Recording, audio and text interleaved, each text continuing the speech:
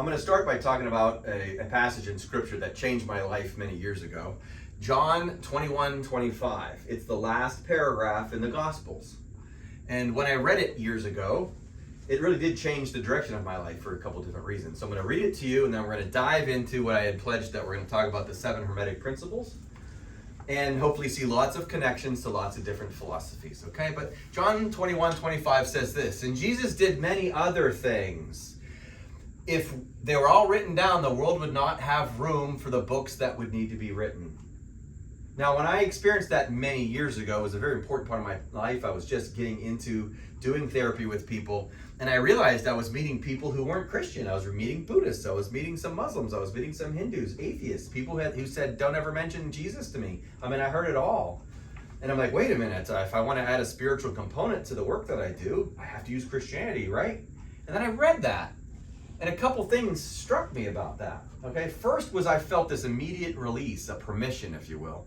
Jesus did a great many other things, and I wondered what those were. I'm like, I wanted to go pursue that. What else did he do? I started reading some Gnostic texts, for example. But I also felt a certain permission, a fear no evil aspect, to go ahead and look at other stuff. And now deeper, years later, I see some deeper meanings in it, okay? Once again, Jesus did many other things. Well, let's not limit Jesus to just the physical man. Let's make it Jesus Christ and the Christ consciousness and what Christ consciousness can do for all the rest of us. And if I do something with the Christ in me, shouldn't he get credit? Sure, why not? Jesus did a great many other things, and it wasn't just stuff that was put in the Bible. It also made me realize that someone must have edited the Bible and made a decision that we're not going to include that. Some of the Gnostic teachings, again, aren't in there. I'm like, well, that was pretty good. That should be in the Bible. Oh, that's right. They decided around the year 300 what went in and what didn't go in, and you know what? I'm allowed to go find out what that stuff is. All stuff is God-breathed, if you will. All teachings are. All things work together for good for those who love God. And so that passage changed me fairly deeply. And I started to look at other stuff, and I felt nothing but strengthened. I felt permission, if you will. But I was always very intrigued by, all right, well, what else did he do? And when I think in terms of Christ entering people and doing work through us, I'm like, oh, that makes lots of sense.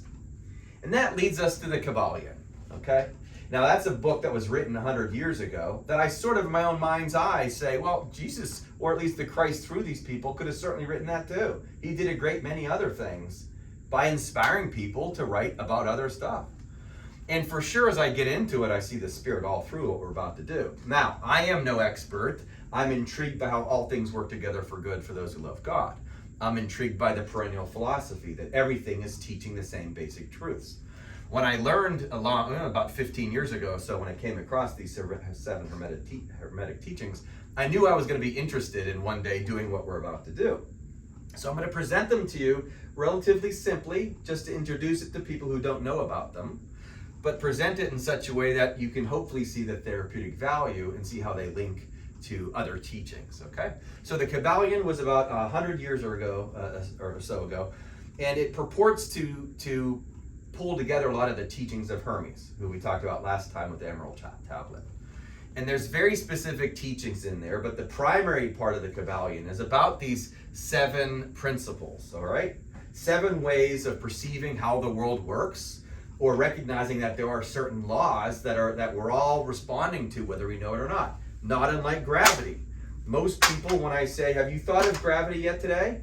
Most people say, no, you haven't. And yet it was working on you all day, right? You never once thought of it as a law. I'm going to go through 7 laws like that. Oh, it's working on you all the time. You just don't know they exist.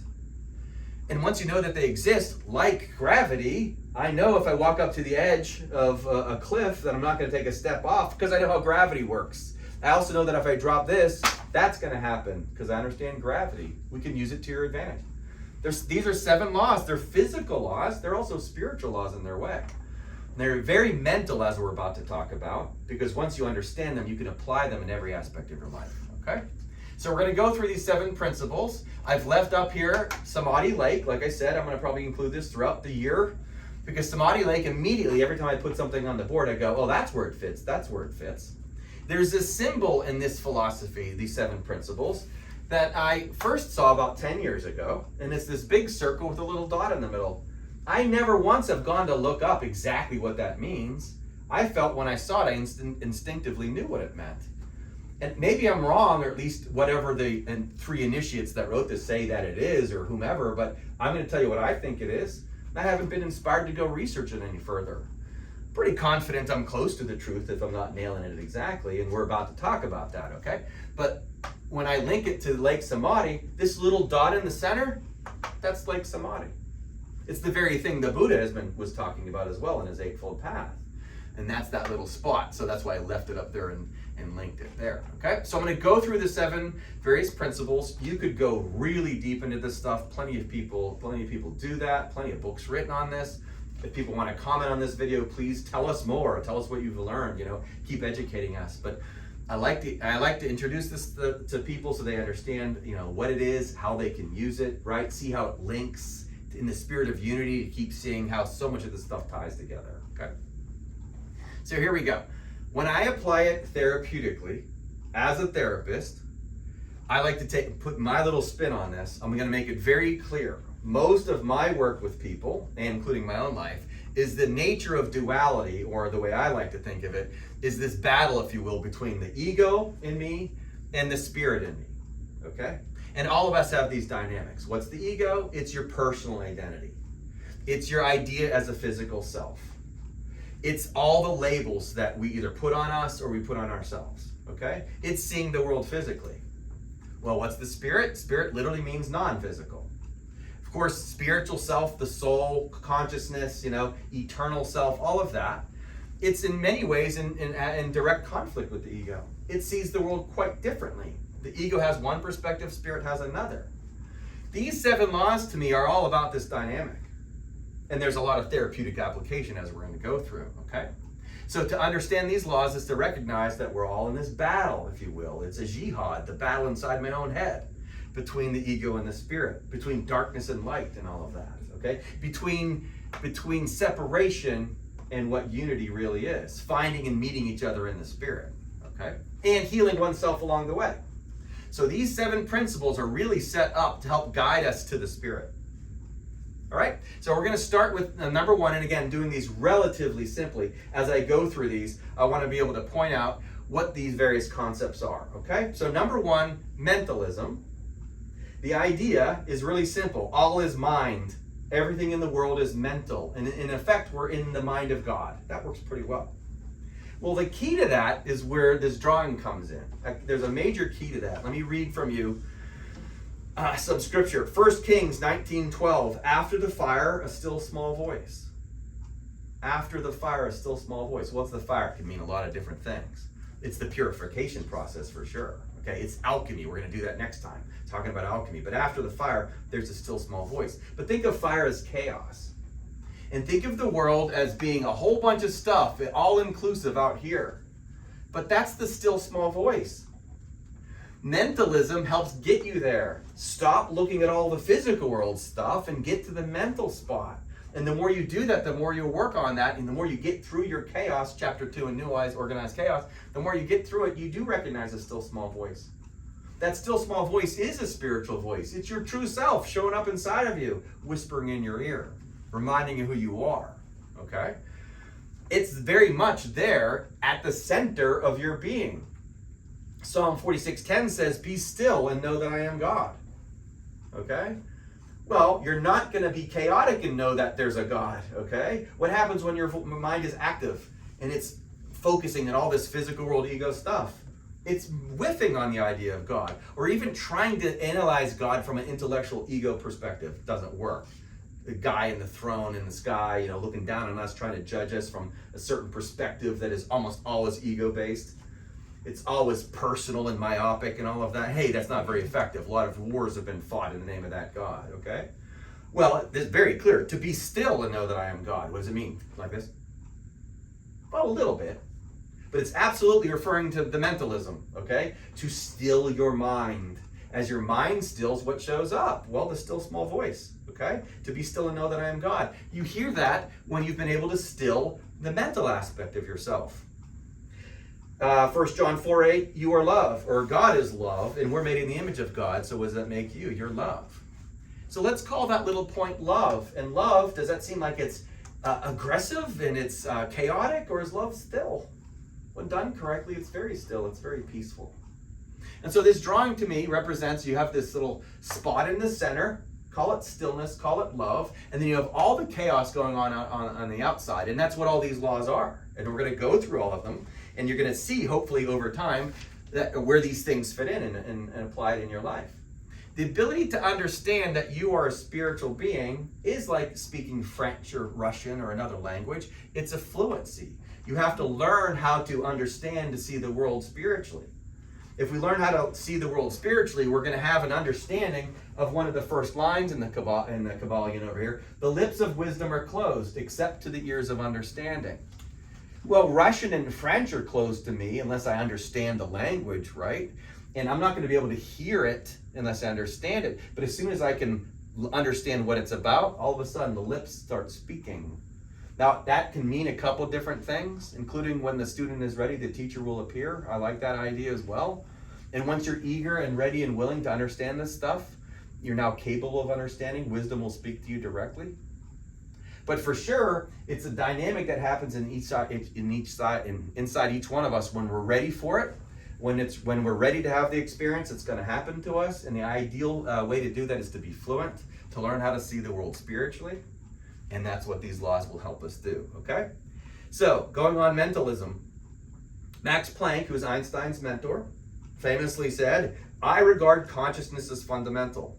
I regard matter as derivative from consciousness. We cannot get behind consciousness." You literally have one of the smartest men to ever walk the earth. He's Einstein's teacher, so he's super smart, saying consciousness is fundamental. Well, that would be mentalism. Matter is derivative from consciousness. Well, guess what? We've talked about this in here many times before. It's chapter 9 in New Eyes. That's the observer effect. The world only shows up for us because we're observers. And we're only observers because we have consciousness. What happens if we took away your consciousness?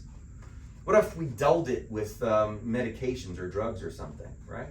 Or we fall asleep and we're now unconscious. What happens to the world when we're asleep? It's now an inner world, maybe a dream state. Doesn't the physical world disappear every time you fall asleep?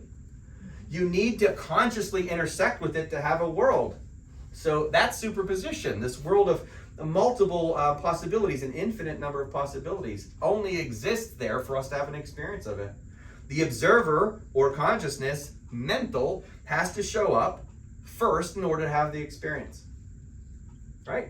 And so that's the observer effect. In mental health, there's a therapy called rational motive behavior therapy, RBT. It's one of my favorite therapies to work with. And the essence of RBT is this: it doesn't matter what happened to you. What matters is your beliefs. What you say about your life. It reminds me of Viktor Frankl, who got through the Holocaust. And he said, in his book, Man's Search for Meaning, what happened to you doesn't matter. It's the story you tell yourself. Your beliefs matter. Your beliefs define your experience. Jesus was tortured and murdered. But he believed he was doing something else, and he was right, okay? He was showing us everything that we're about to talk about. He was showing us that the idea of having the world be physical instead of spiritual is missing the point. He showed us you can die and come back. The belief aspect is mentalism, and RBT becomes a great therapy like that.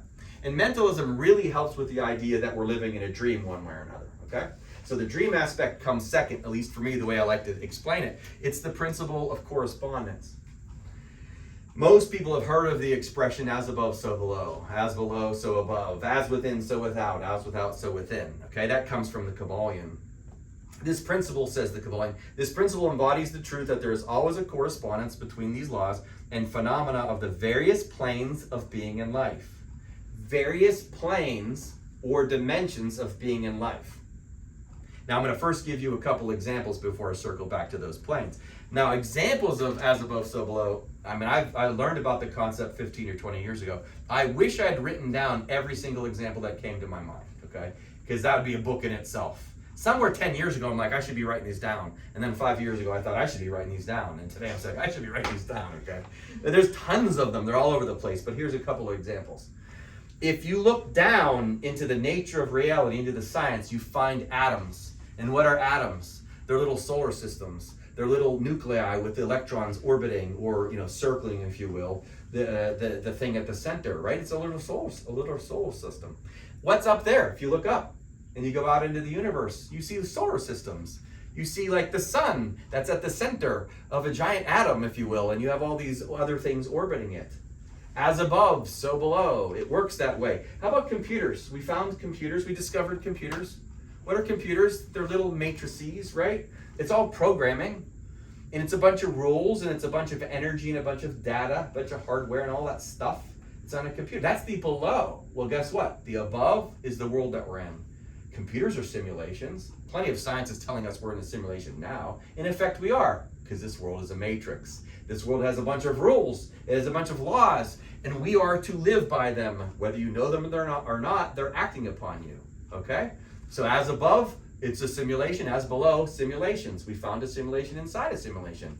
That's how this law works. Personally, I love the idea of grade school in a below way. When you're in the physical form, you got to go through grade school, right? First grade, second grade, third grade, graduation, all that kind of stuff. That's below. Well, guess what the above is? Your spirit is doing the same thing. Your spirit's like in grade school. I've read so many different philosophies talking about exactly that, including the Tibetan Book of the Dead, which talks about things like spiritual guides and how we learn when we're here. And if you learn, you can go on to the next test, whatever that is. And for people who are, into the idea that Jesus was born perfect, and again, in his way he was, because he knew what the goal was. But look up Luke 2:52. Luke 2:52 says Jesus was growing in stature and in favor with God and man.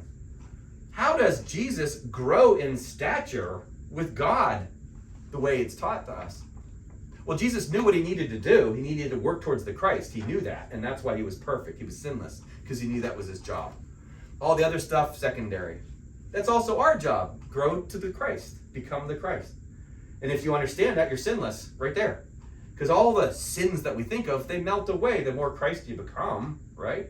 And so let's grow towards that. And as we grow towards that, that's school. Grade school, if you will. You graduate from elementary into junior high and perhaps into college or whatever. But there's degrees. Rumi describes it as thousands of veils of light between us and God. Okay? And so below, grade school. Above, it's also like a school. And there's a lot more examples than that. But my favorite example of as above, so below is depicted in this drawing. Okay? If you think of yourself at night as sleeping and you have a dream at night, the above is your body laying in bed. And the dream itself is the below. And that should make sense. Different planes, if you will, or dimensions of existing. Above, sleeping in bed, below the dream. Well, now let's just flip that into ego versus spirit. Here's my little soul blob, okay? I have them down here as well. I left them on from last week to help remind us of what we're supposed to be doing. You are a spiritual being above that's currently dreaming your physical experience. As above, so below. They're connected. Now, if you have a dream at night, I work with a lot of people in recovery. You have a drug dream. So many people I know that were moving through addiction that had drug dreams. Well, what's that drug dream help you do? When you wake up, you got a chance to think about what you experienced in that dream. You have an emotional state you can work with. I mean, the dreams teach you things. What if you have repetitive dreams? Right? What if you have dreams in which you forget to close the refrigerator door? Right? And every night you have that, and you get up and sure enough, you forgot to close the refrigerator door. Your dreams can sometimes send you reminders of things. The below helping the above, if you will. And spiritually speaking, I've had dreams where people have passed that have presented themselves to me. I had a former colleague whose husband died, and that guy, I never met him. He showed up in my dream, and he said, "Tell her I said hi, I'm okay."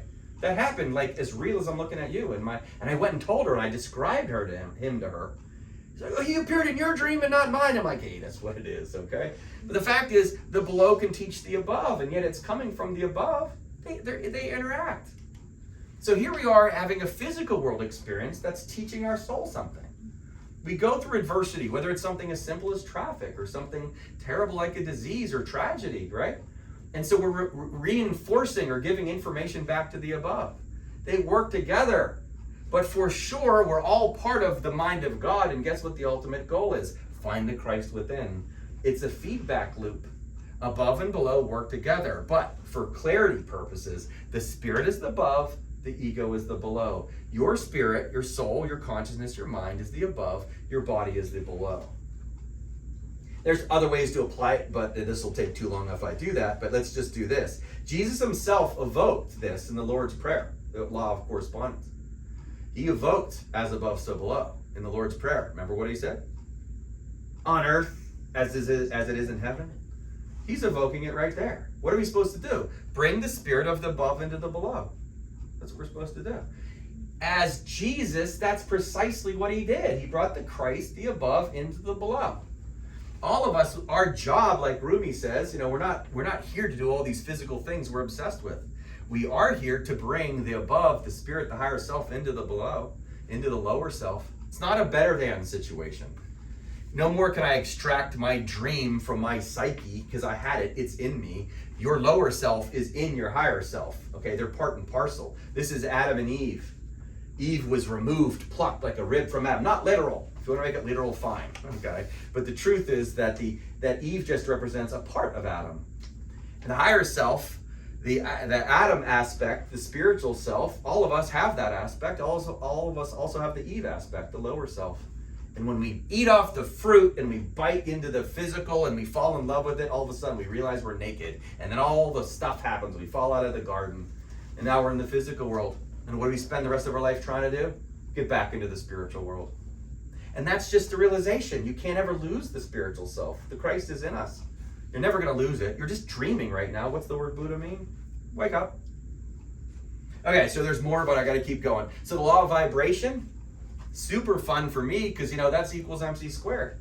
It's the third chapter of my book. It's the third law. What is vibration? Everything moves, it says. Nothing rests. Everything moves. Everything vibrates.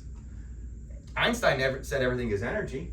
Everything in the physical world is energy, and it's all vibration. String theory is all about this. You break things into its constituent parts, and the more it breaks down, the more you can see the vibration. Anyone who likes music knows this because music works through vibration. I can only see you through vibration. Hearing works through vibration. Everything is vibration. But your body's vibrating. We know this we literally call them vibes, okay? You feel vibes off of people. Animals are great at feeling vibes, aren't they? We're always feeling vibes all the time because everything is vibrating. This stick is vibrating. If I could look at it under electron microscope, I'd see it much more clearly. Now, here's where I take a little liberty. I don't know. Experts out there can tell me if I'm right on this or not, but everything vibrates except for stillness. Now, think of the logic of that. There's a yin-yang. How could stillness vibrate? Maybe it does in a way, and I'm more than open to having people explain that to me. But the way I like to think of it therapeutically, there's one part of you that doesn't vibrate. There's one part of you that doesn't have to vibrate, and it is your mind.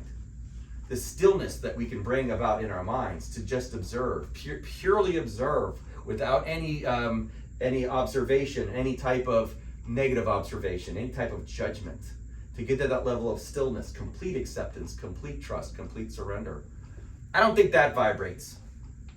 But it does manifest, because from that place, boom, all this stuff that happens out here, well, that's all vibration. And you can take that into the world and then have the experience of stillness in the world. It all works together beautifully.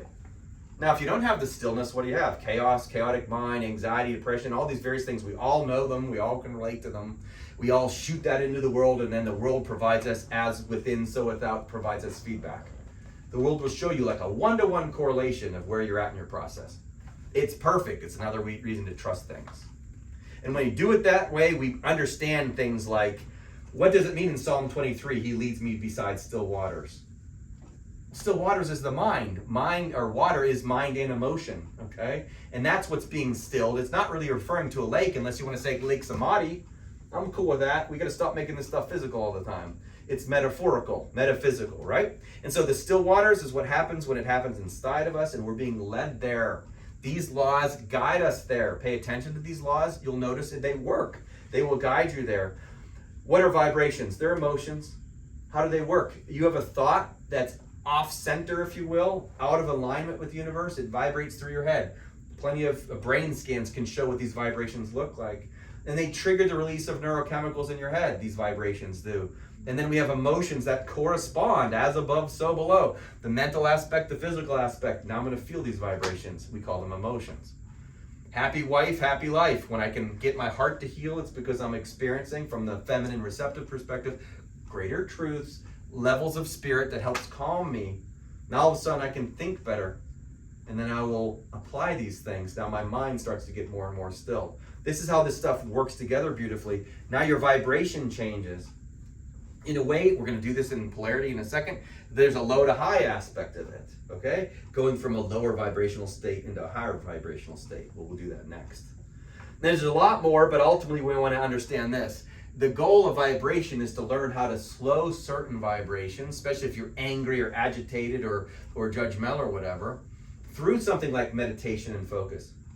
The way to apply this is to learn, how can I be more still from a mental health perspective? Can I practice relaxation techniques, right? Can I practice calming my mind, focusing my mind? And if I can do that, I'm changing the vibrational state. And that's within all of us to do. All right, next, polarity. It's this little drawing I have over here, from low to high, and all these different grades, if you will, okay? Everything, like this stick held in this position, has a high point and a low point. They're also extremes. Everything is dual, even though this is one thing and it's got two parts to it, high and low. It even has a left and a right. Everything is dual. Everything has poles. Everything has its pair of opposites. Like and unlike are the same. Opposites are identical in nature, but different in degree. Extremes meet. All truths are but half-truths. All paradoxes can be reconciled. I love this for the application specifically with politics. You're going to have extremes. Some people have to be the extremes. You're in a world where extremes were set up like that. Don't blame that guy for being on the extreme fringe, because that's just how it is. What are you going to do? Change that? No, there should be no extremes. You know, if you keep pulling that in, there's still going to be extremes relative to what you think center is. Right? And if there's any degrees of separation, you're going to have what's called an extreme. Top, bottom, left, right, extremes. Now, most people aren't on the extremes. They're more in the center. But the goal for us to use these principles is to realize it's all part of it. There's got to be extremes on both the left and the right. Radicals, we call them, or whatever. Getting all upset about the radicals, it pulls you off center. I don't say not to address the radicals. We're going to close in the end with the principle agenda. We're going to talk about that. Oh, you can address them all right, but do it from a place where you've played these rules. You have an embracing quality. It's a unity quality. Don't just unify with people you agree with. Jesus addresses that directly. What good is it if you just love your friends? Gotta love your enemies too. Whoa, that's a big one.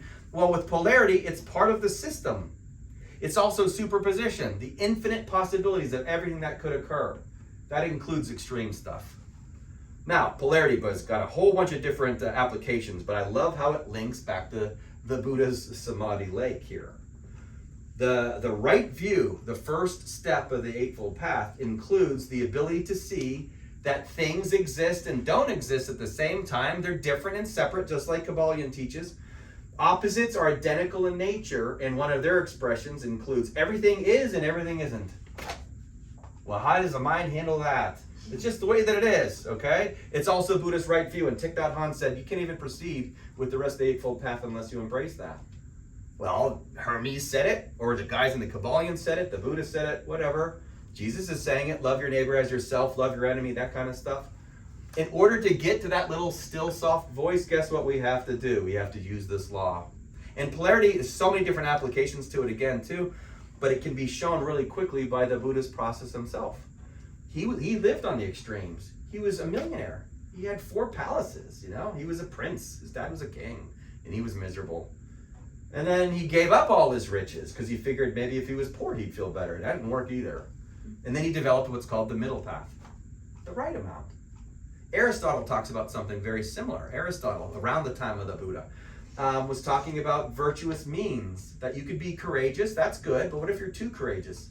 He says if you're too courageous, you're reckless, right? Someone who thinks, I could take on this whole army by myself, and he walks out against 100 people, like Rambo or something.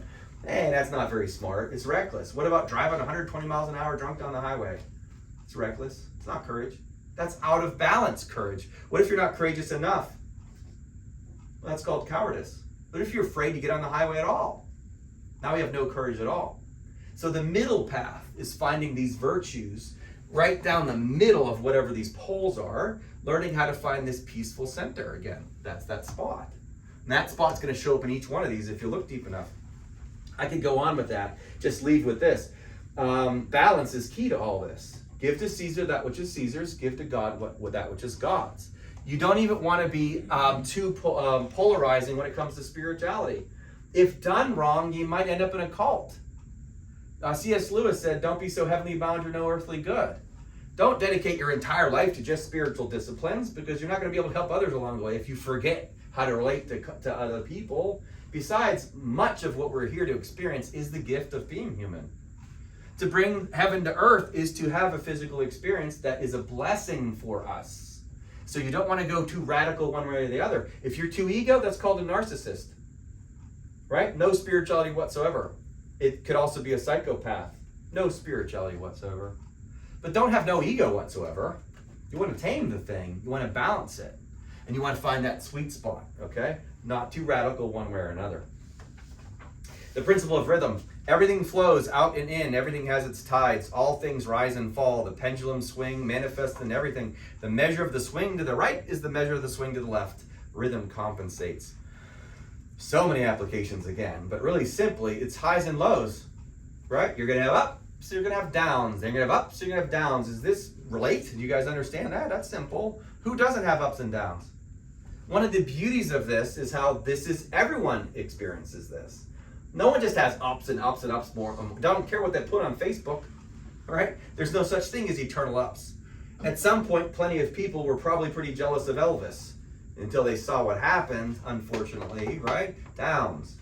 All of us have ups and downs. Now, I've drawn the law of rhythm because ups and downs apply in many different directions. Ups and downs themselves have ups and downs. And I've drawn it. Now, here you have the law of rhythm applied, just like that, again, from a mental health perspective and what you want to learn how to do with this. I just wrote here normal. If you do nothing, you're going to have ups and downs, no radical shift, but your whole life, you live, you die, that's it, okay? Some people, however, much more ego-focused people, will focus on the downs and the physical world aspect. Go watch I Heart Huckabees, in which Marky Mark is talking about how nothing is connected, okay? Nothing touches. Everything is separate. We're all alone, because physically that's true. And now you're going to pay attention to the downs. If you just watch the downs, what happens?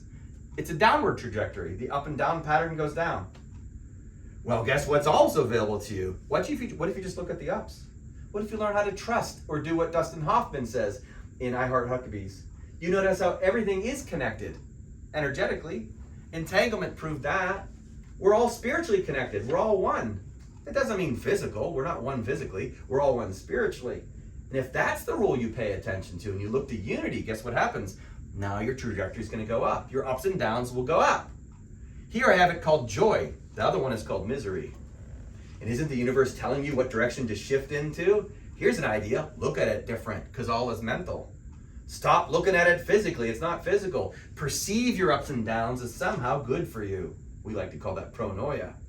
And here we have ups that still have downs in them. But here's the ultimate goal. It's a peaceful experience when you do this the right way. A peace that surpasses all understanding, as it says in Scripture. What does that mean? You can be peaceful in every situation. The Buddha calls it equanimity. That was the last stage of the Eightfold Path, equanimity. You could be peaceful at a funeral, even a loved one. It doesn't mean you're going to feel joy at a funeral. But you're going to have ups and downs, but you'll experience more joy on this trajectory. The miserable trajectory, your joys are going to be really low anyways. You're going to barely feel it. I don't feel any joy. Well, stop looking at the world from an ego perspective. Get to the still small voice. Learn how to calm your mind. Learn how to love your enemy. All that kind of stuff. Enemies include adversities. And if you get good at that, you go up. Jesus did this on the cross. Right? I'm sure it hurt, but boy, did that guy exemplify peace during that process. And was he sitting there complaining about his circumstances? Well, remember, for a minute he said, take this cup from me, okay? But he surrendered to, not my will be done, but thy will be done. All of us can do that. Jesus was embracing all these laws. Did he specifically know them? Well, he did instinctively. Inside himself, he knew them. He used different words for them. Here we have Hermes, who predated Jesus, saying the same thing. It's okay, because they're just truths. God was present throughout history.